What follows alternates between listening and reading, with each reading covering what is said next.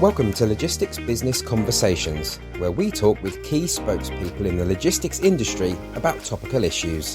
Hosted by Peter McLeod, editor of Logistics Business Magazine.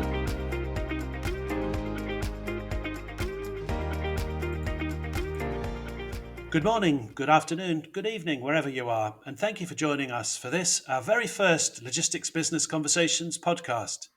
Today's edition is brought to you by Setlog, a tech company that develops supply chain management and vendor compliance software. It's my great pleasure to introduce to you today to my two guests.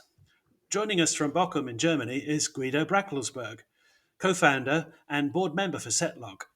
And speaking to us today from his office in New York is Nicholas Kierville, President and CEO of Setlog. Gentlemen, welcome to you both, and thank you for joining me today on Logistics Business Conversations. Turning to you first, Guido, please could you tell the listener a little bit about yourself and how you came to found Setlog? Super cool. I'm very excited to be. It's actually my first podcast as well. We founded Setlog 20 years ago. I was actually at the time in London, and I met my business partners. What we wanted always to achieve is digitize global supply chains. So I think we were very early in the game, and we've really picked up momentum and the entire topic. And we are so excited about what's happening, what things can be done, all the challenges that are out there. So yes, I'm happy to share our views and pass it over to you, Nicholas. Yeah, thanks very much, Guido. Peter, appreciate you having us. Thanks very much. I've been with Setlog in total, I would say, for about 15 years. So I joined Setlog in 2006 as a project manager and worked in various roles in product management and finally executive management. I left the business in 2018 and went actually to London, spent two and a half years in London and worked in different roles in advertising technology, which was interesting. But I rejoined Setlog in 2021 because supply chain management, Setlog, the business, the environment we operate in always felt like home for me. So I had really that tend to go back to, where I spent so much of my life before. And yeah, as I said, joined in 2021, here responsible for our North America business. And I look forward to our conversation today. Well, thank you both very much again for joining me today. I would say that globalization has had its good old days. I just wonder whether those good old days are now gone forever.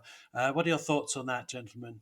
It's really challenging when we talk to customers, and obviously, the risks of sourcing globally, they've risen significantly, whether it's regulation, trade protection. Also, the costs of sourcing and logistics have become so volatile, and they've increased. And what really probably the biggest pain is they've become less predictable than compared to, let's say, 15 or 10 or even 5 years ago. So the risk of doing business has risen significantly, and that is really a huge challenge for everyone out there in the market. And what we're seeing is, what is 5 years ago, you wouldn't really worry about placing all your sourcing volumes in China.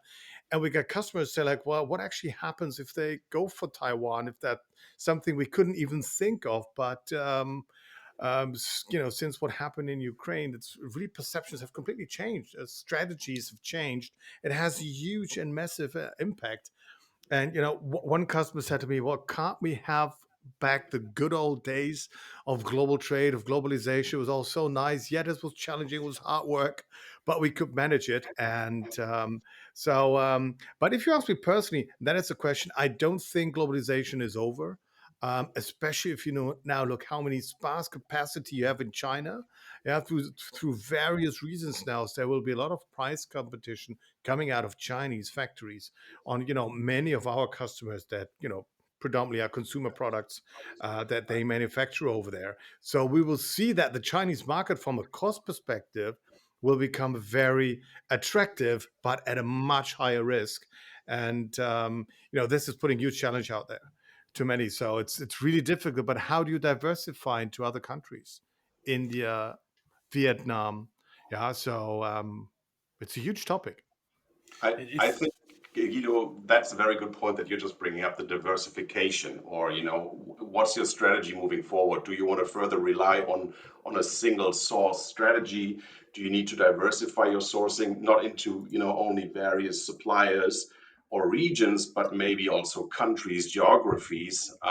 Specifically from the US here, what we're seeing, obviously the nearshoring conversation is up and running. What we're seeing here in the US is a lot of investigations into, okay, can we move production from Asia into Central South America? Can we bring back production into the US? Which is obviously not easy, because a lot of the knowledge, the expertise is gone for decades now. So it's definitely a current topic that is on top of the agenda of everyone. It feels like the supply chain is resilient to everything that's been thrown at it, certainly historically. Do you remember the good old days, if we can use that expression again, of things such as ash cloud and simple ships getting stuck in the Suez Canal? And today we've got far more complicated challenges coming our way. Take, for example, COVID, and my heart goes out to the people affected by the dreadful situation and the Turkey-Syria border. All these situations have massive global impact now. So how can we help businesses to be more resilient against these this extraordinary disruptions that we're having at the moment? Quite frankly, I think that has always been my personal belief, and it is my belief, that I think the rate of technical adoption needs to increase. It's still what people call white space. It's still a large part of the business is done via email and Excel spreadsheets, and that is just simply not efficient. And there are other means out there, and it's also it's not. I think we need better collaboration between all the supply chain partners, and that's what's always been driving me personally to facilitate. It's not only a supplier and a customer, let's say the importer in the UK or in Europe or in the US, and there are suppliers, no, but you got forwarders involved, you got booking agents involved, you got so many various parties. You have quality checks, quality tests, which are being facilitated, in the country of origin. And let's not only look at Asia; it can be Northern Africa, it can be Turkey, is a huge market for many products, or Eastern Europe. And I think it's a collaboration. This is what's not underestimated, but it worked somehow. Let's put it that way. It worked somehow. And if you look at many of our customers who are retail brands, and everything is focused on being customer centric, which is absolutely right. But when it comes to sourcing, logistics, that somehow works. They get it done. They work hard. They really know their stuff, and they do. Yeah. But it's like, we need to get better, because there's something like called Amazon and Alibaba there. So there are digital networks that are super scary. Yeah. And, you need to react to that. And that's my firm belief. It always has been for 20 years. And the means are all out there. The tools are there. It's just like, how do you implement it? How do you make best use of it? So you're saying perhaps taking more of an end-to-end view of the supply chain, rather than the specific functions of within the supply chain operating in silos. By digitizing, you Absolutely. can create an overview from end to end to help smooth the way over these bumps. That's what's needed. That's what's needed. And this is also well, our software, technology, our approach is, being as integrate as many expert services as possible, because there are great forwarders out there that have great systems, but it's only part of the customer's journey. The customer journey starts when the purchase order is being issued to the supplier, let's say in Vietnam, until he receives the goods. But in between that, the journey of the purchase order includes factories, suppliers, it has raw material suppliers, you have compliance issues as well. It's all touch points of the purchase order. Then you have the logistics part, a booking agent involved. So it's really, really complex. And don't get me wrong, there are great point solutions out there. And this has always been our approach to our customers, to be the single point of entry. Yeah, so this is how we say we integrate, whether it is, RTTV providers in logistics or have forwarders, integrating via API. I think from the customer's point of view is you want to have a best of breed approach. This is what you need. You need to be flexible. You need to be agile.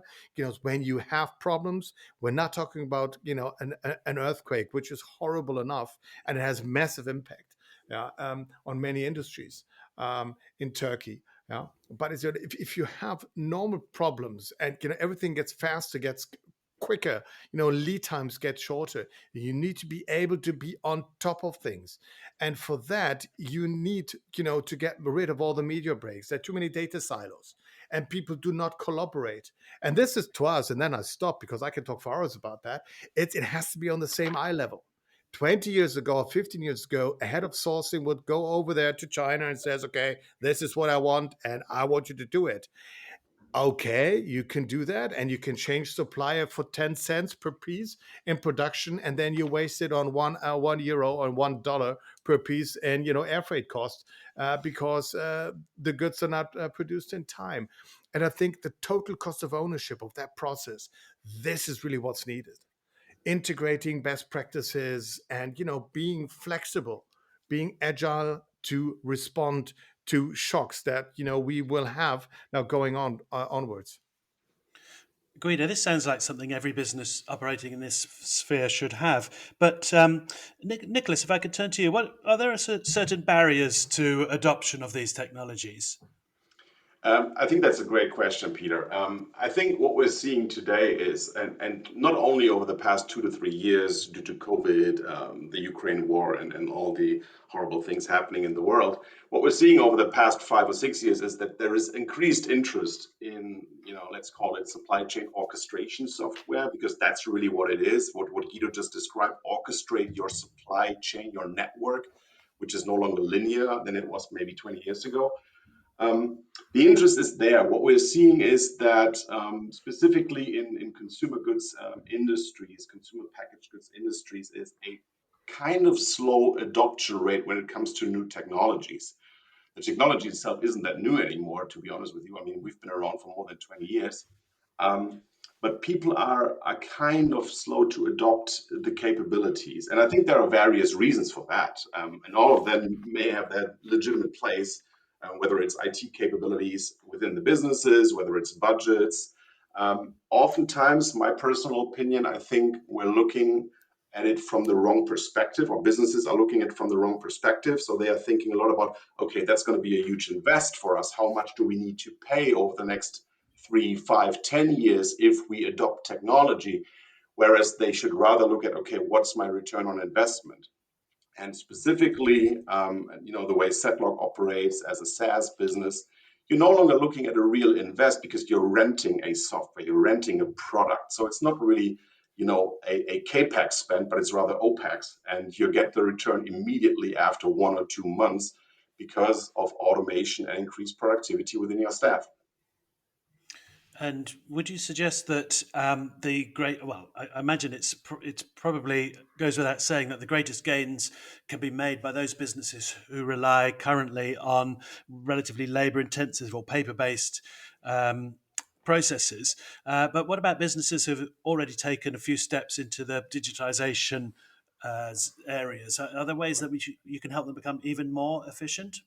I absolutely think so. I think, even businesses who already have systems in place, whether it's ERP, PLM systems, an RTTV provider's transportation platform, what they all don't have, or many of them don't have, is that single point of access or single point of truth. Because at least from a mid-level management level upwards, you want to have a point where you go to, where you find all the information you need, aggregated in a consumable way.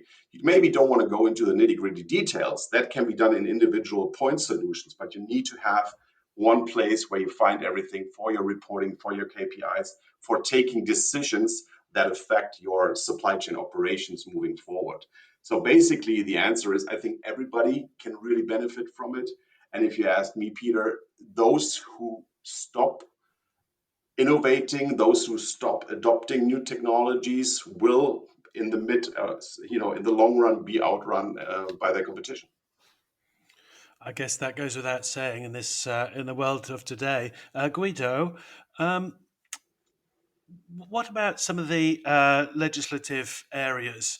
I'm thinking in particular, actually, where you're sat today, the German Supply Chain Act, which came into force on the 1st of January this year, 2023. Is there a way that you can help businesses steer a path through that, what I would suggest is relatively complicated legislation? Um, yeah, it is, and it's painful, but it's good. And let me add a few more things to the topic that we had before, and is what we find with customers. It's probably not even over the last 3 years. Sentiment has really changed because what I think what people, many in the business, have experienced is helplessness. This is what we've had from so many discussions. Typically the people we speak to, you know they you know they know their stuff in supply chain. They know to solve problems. 5 years ago a container ship was delayed. They knew what to do. They could handle it. They could manage it. And then over the last 3 years things happened where you couldn't even do anything. You sat there, you looked at a screen, and you felt like helpless. A few of customers said, like, there's nothing I could do. I could just sit there and have the chaos unfold. And I think this is, you have a mindset shift. And this is now coming that people say, actually, I want to do something on the operational level. And I knew I need to innovate. I need to digitize my processes. And now you come to the IT department of normally heavily understaffed at many of our customers. And they say, like, oh, there's so many things we have to do. We have to integrate forwarders. We have a testing institute we need to integrate. We have an ERP update. So these are real serious challenges.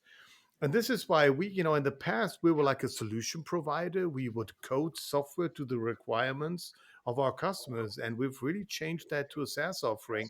And we firmly believe in that you actually consume a product which helps you to solve all the issues in the supply chain. But as it is SaaS, as it is standard, it can integrate into other systems. And it's difficult to, for some people, I think, to get behind this. But we always tell them, the complexity of your sourcing a logistics process is not your competitive advantage. It's your product. But now how complicated. People say, I have this process and that, I need to think of that. There is not this perfect solution out there that will solve all your problems today and tomorrow. So this is just more like you need to go in steps. And this is when it now comes to legislation, which is not a new, ball in the game, but it definitely, it came up. But now governments put a very serious eye on, compliance legislation and so forth. And that really is a challenge out there. And again, I think you can integrate that. We cater for that by integrating various initiatives which are out there. But in the end, it comes down to collaboration, getting rid of data silos, have people talk. In our system, we have suppliers connecting to testing institutes, to auditors, social initiatives, or the issuer of certificates. They're all integrated as we have a standard product. And this is what it's needed, because you cannot fight as an importing company on all fronts, because the problems are getting too many. Yeah, and you need solutions that will help you to simplify complex processes. And when it comes to legislation, of course, as the editor of Logistics Business Magazine, I'm receiving quite a lot of messaging around sustainability, in particular, driving carbon out of the supply chain. And it's something that businesses are really, really taking very seriously. Thank goodness, at last. But it's not an easy thing to do. And I think when you're looking at your own particular business's carbon footprint, that's one thing. But actually driving down through the supply chain into the lower tier levels, it's very, very difficult to be assured that your suppliers are also complying. So is there a way that you could help steer businesses through that particular, down that particular path? I Yes, think, definitely. Peter, And okay. sorry, Guido. I think, Peter, there is one step that I would like to address before we even go into how can we affect our supply chain partners in getting more carbon neutral, because what we're seeing in conversations today is that a lot of our customers or potential customers struggle to have transparency in their supply chain down to lower tier levels. Obviously, all of them know their commercial partners, their suppliers, their vendors, and maybe their tier two factories. But if you talk about, okay, where do my raw materials come from, and is there any subcontracting and so on, there is no real transparency, at least not, in a central repository in a system. So I think, if we talk about let's get better, how can we improve, our carbon footprint, a very, mandatory first step is let's make sure we have supply chain mapping, supply chain transparency into lower tier levels first. Guido, So- sorry. Yeah. And also, let me add to that. I think it's always seen as a cost. And why not flip it around and see it as a competitive advantage? This is what, I think not too many people have really grasped. And even if you're, okay, if you're a Patagonia, if you're a Faude or any of these companies, of course, you make your money with the, with being socially extremely well advanced, ecologically very advanced. This is your product, of course, and it's priced into your margin. But if you look, then complying with social laws is, why don't you see it as an investment of knowing more about your supplier base? You can actually do that because today you probably have 500 suppliers, but do you need 500 suppliers? But they just tend to be there because you have a new sourcing guy and he has another new 20 suppliers and so forth. But using our technology, and we tell our customers, why don't you, the more you know about your supplier base, it doesn't have to be tremendously expensive to gain this information and know what are their capabilities, what can they do for you. You can actually start saving costs because you can scale as well on a supplier level. You can aggregate, you can have economies of scale. And this is something which to me is really intriguing. Why not too many companies see that yet? But I think that's changing because we're coming away from just a price issue. Because I always say, look at the total cost of ownership of sourcing a product, let's say from China. If we take this typical example, look at the total cost of ownership. How can you increase it? How can you share value with your supply chain partners as well? And it will contribute to both margins, to yours and to the suppliers. We're definitely convinced about that. I think we're also seeing greater demands from the consumers for their for greener products. So it's not just legislation that's driving that, and there's an intangible value that can be gained by being green and being not just being seen to be green, but actually having the pure facts to back that up as well, to demonstrate to your consumers. I wanted to ask if there were any, if you can perhaps talk us through any customer examples of businesses who've benefited from the SetLog solutions. Is there some, can we say, household names out there that we can talk about? For example, one example, if you allow me, is here in Germany is Kick. A very large a retailer of apparel and very price aggressive. And they use our CSR and SRM, others, so social compliance and supplier relationship management services of our software suite. Why do they do that? Because they invest in that. They have understood what I've described before by having more intelligence about my supply chain, by collaborating with my supply chain partners. I, yes, have a cost initially in this case, but it paid off very quickly because you gain more insights into your supply chain. You get a better understanding of it. And quite frankly, actually, because Kick was one of the suppliers or one of the customers in the Rana Plaza catastrophe that happened. And after that, the owners of the company says, we need to change because we want to change. We believe in change. And for me, they're really a prime example because they're in a very cost competitive environment. Yeah. But they really see they get the value out of using technology to manage all their requirements. of course, you cannot be on the shop floor 24/7, 365, 56 days. That's not what you can do, but you can collaborate and you can offer help as well. Yeah, whistleblower systems and all this, when something goes wrong, that you can actually then find a solution and not change the supplier, also, not change the supplier, enable him to become better. I think this is what we really focus on with our customers. Why does it always have to be, beating on the supplier and then going somewhere else for just a few cents cheaper? Then, why not help him to improve? Because it will be reflected in the product that he makes. Is it possible using your Oscar solution, which is the online supply chain accelerator, to identify these challenges or these issues within the supply chain? And if so, how do you go about that? What is the process there, and how are those changes? How can those changes then be implemented?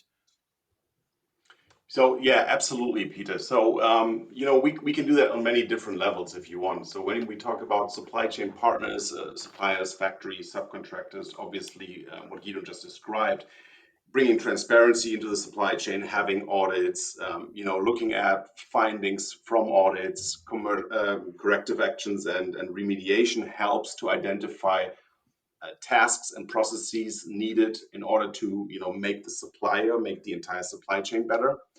And I think from a supply chain execution standpoint, when it comes to, okay, I have a purchase here and I need to make sure my production is running on time and I need to have my logistics processes in place.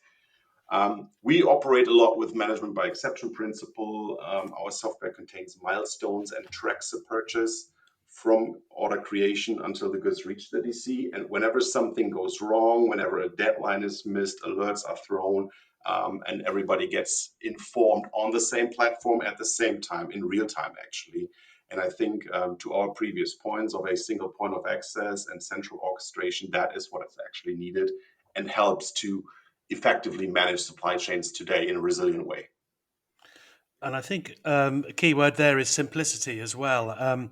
You're you have an overview of a fairly complex situation, but this has to be presented in a way that can be understood in to the average person, shall we say? I guess that's the element of simplicity that you bring into this complex system. On one hand, you need to have the functionality that is needed to manage operations. There need to be details available for people involved in daily operations, but then you need to be able to aggregate and summarize information in a consumable, digestible way in order to take quick action. It's the name of the game. Making complicated things easy, and not. I'm not saying we achieved that 100%, but we try to. Let's put it that way. We try to. I think that is the name of the game. It is horribly complex, and it's getting ever more complex.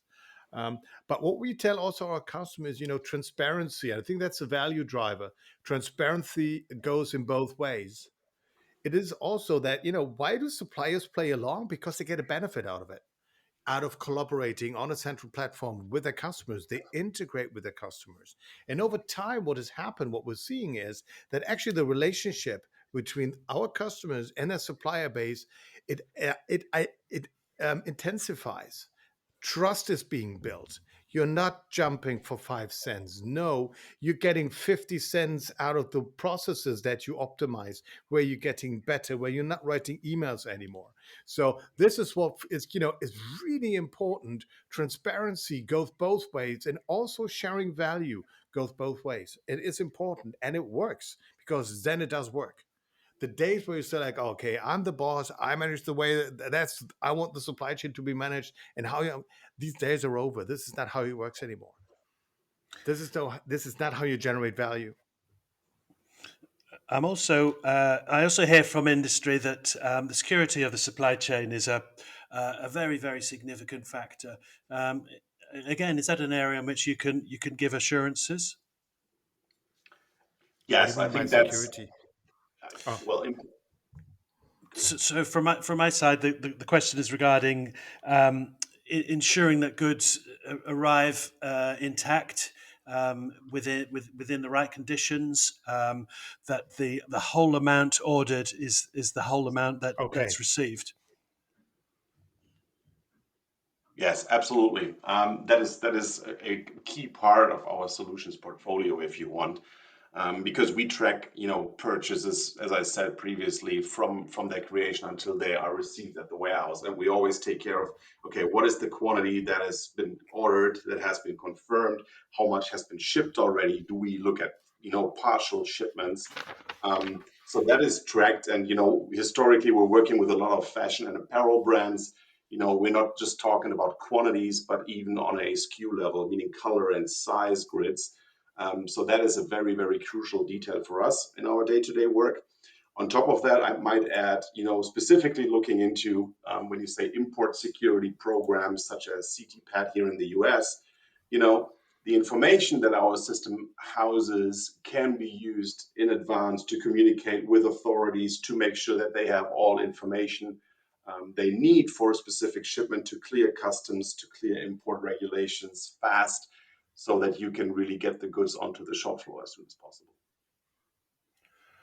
Well, I can't believe that the conversation has moved to such a point where we've already been talking for half an hour, which I would suggest is a nice time to draw a line under our first ever edition of Logistics Business Conversations.